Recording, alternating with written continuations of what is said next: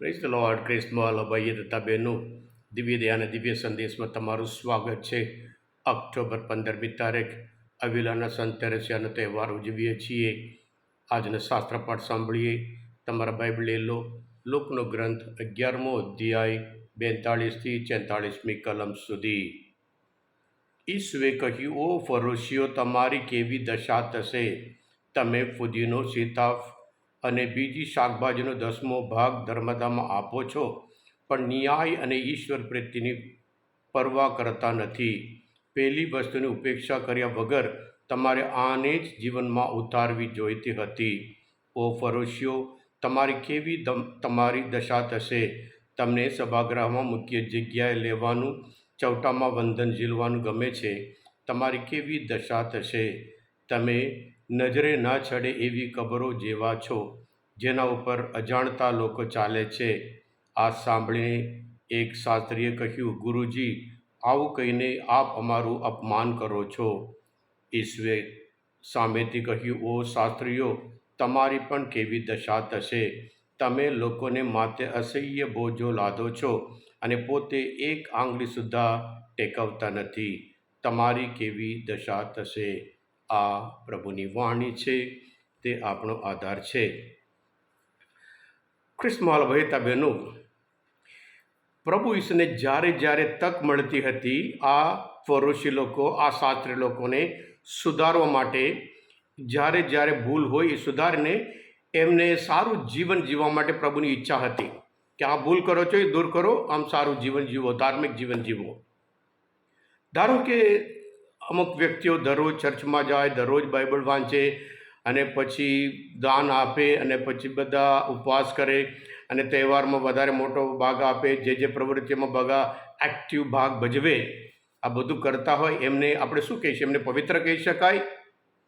Bible કહે છે, આજના શુભ સંદેશ, આ બધું તો જોઈએ છે, પણ સાથે સાથે ન્યાય અને ઈશ્વરની પ્રીતિના કાર્ય અવશ્ય છે. આ બધું સાથે પ્રભુ ઈશ્વરને એમને કહેતા ના જોઈએ, પણ એ તો બધું જોઈએ. મોસે પોતે દશાંશ આપવાને એમ કરીને જૂના કરારમાં લખ્યું છે, એ બધું પાલન કરો, પણ સાથે સાથે આ ન્યાય અને ઈશ્વર પ્રીતિનું કાર્ય પણ તમે કરવાનું છે.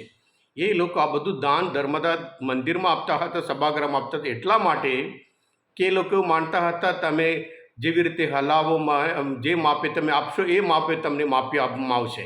એટલે એમને લાગે છે આપણે ઈશ્વરને આટલું બધું આપીએ, પછી ઈશ્વર આપણને અલગ રીતે આપશે એમ કરીને. પણ પ્રભુ ઈસુ તો એ ખરેખર એ ક્ષમાની બાબતમાં કે જેમ કરીને એ લોકો ભૂલી ગયા હતા.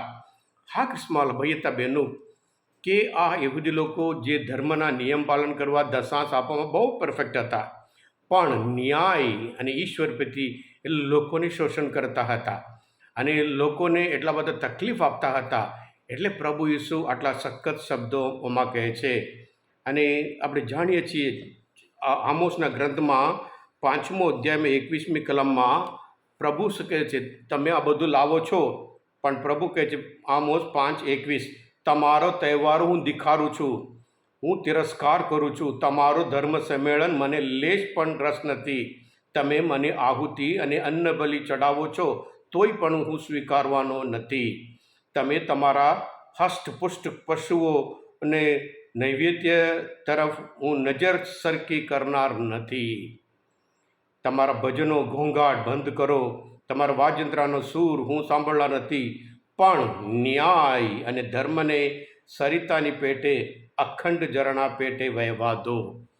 એટલે જ્યારે ઈશ્વર માટે જે કરવાનું છે બધું જરૂર છે, પણ સાથે સાથે લોકોના સાથે વ્યવહારમાં, જીવનમાં આપણે ખરેખર ન્યાય પ્રમાણે આપણે જીવવાનું છે. હા ક્રિસ્મોલ ભાઈ હતા બેનો, પ્રભુ ઈસુ પોતે માથેના ગ્રંથમાં 23મો અધ્યાયમાં 26મી કલમ, તમે તો ધોળેલી કબર જેવા છો. એ જ આજના શુભ સંદેશમાં અંદર બહાર તે બહુ મસ્ત લાગો છો, પણ અંદર કાને તે કેટલા તમારામાં કેટલું બધું અનિષ્ટ છે, દુષ્ટ છે એમ કરીને બતાવે છે. આમ હજુ આગળ વધીએ. આ લોકના ગ્રંથમાં 12મો અધ્યાયમાં પ્રભુ પોતે કહે છે કે આ બધા લોકો નાટક કરે છે એમ કહે છે. જે કાર્ય કરે, ધાર્મિક કાર્ય કરે છે, એમાં કશું પણ ન્યાય નથી, યોગ્ય નથી, પણ નાટક કરે છે એમાં ખરેખર ધાર્મિકતા નથી. એટલે પ્રભુ કહે છે લોકના ગ્રંથમાં 12મો અધ્યાયમાં, ઓ ફરોશીઓના કમીરથી એટલે પાખંડથી ચેતતા રહેજો. પાખંડ એટલે નાટક કરે છે. એ નાટક બહુ સમય ટકશે નહીં. જે કોઈ ઢાંકેલું છે તે બધું ખુલ્લું થયા વગર રહેવાનું નથી.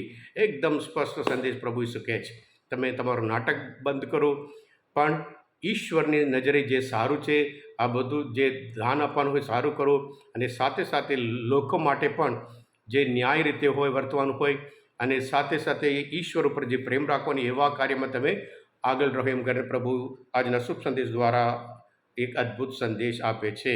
હા કૃષ્ણવાલા ભાઈ હતા બહેનો, આજના શુભ સંદેશમાંથી આપણે પણ ઘણા બધા બહુ સારા છે દશાંશ આપવામાં, અને સાથે સાથે વિન્સેન્ટ ડી પોલ સોસાયટી માટે ગરીબોની સેવા માટે ઘણા બધા સારું કરતા હોય છે. બધું સરસ છે, અને પ્રભુ આવા કાર્ય માટે સબાસ પાઠવે છે. એટલે નાટક કરવાની જરૂર નથી. સાચું જીવન ઈશ્વરની આગળ સાચું જીવન જીવીએ ત્યારે ઈશ્વર પોતે આપણા જીવન દ્વારા અને આપણા કર્મ જોઈને, આપણો વિશ્વાસ જોઈને આપણા ઉપર જીવનમાં આશીર્વાદ ઉપર આશીર્વાદ વરસાવશે એમ કરીને શાસ્ત્રપાઠ આપણને સૂચના આપે છે. હા કૃષ્ણવાલા ભાઈ હતા બહેનો, આજના શાસ્ત્રપાઠ આ મનન ચિંતન પ્રભુશ્રીને ઓળખવા માટે, પ્રભુશ્રીના વિચાર ઓળખવા માટે તમને મદદરૂપ થયા હોય, તમે પોતે દિવ્ય ધ્યાન દિવ્ય સંદેશ સબસ્ક્રાઈબ કરજો અને બીજા માટે પણ ફોરવર્ડ કરજો, કારણ તમે બધા આશીર્વાદિત છો, અભિષિક્ત છો. પ્રભુ ઈસુ, હું તમારામાં વિશ્વાસ રાખું છું. બોલો દિવ્ય ધ્યાનનો જય. God bless you all. Happy feast.